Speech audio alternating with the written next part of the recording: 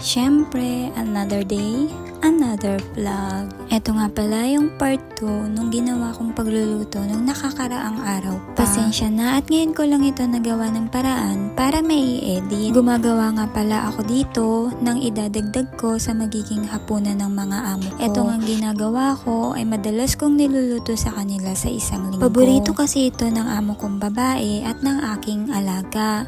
So ito nga pala ay steam egg. Gumagamit ako sa steam egg ng 3 o hanggang 4 na itlog lang. Sinasala ko ito at saka ko ilalagay sa isang malukong kung saan ko itatabi muna para i-steam mamaya. Ito namang pork char siu ay isa ring paborito ng mga amo ko. Minamarinate ko nga pala ito ng 1 araw o hanggang 2 araw para kumapit yung lasa. Dito naman ay naghihiwa naman ako ng spring onion, chili at garlic na gagamitin ko para sa cucumber mamaya.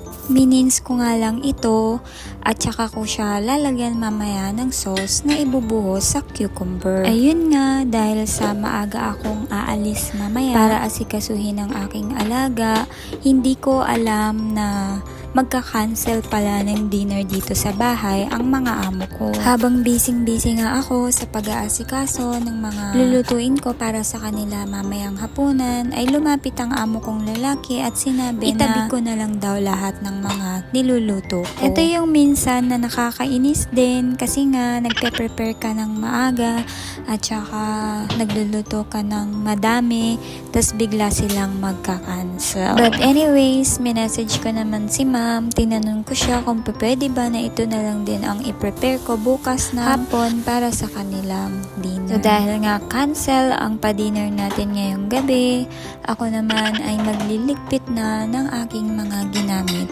at ayusin ang aking mga kalat.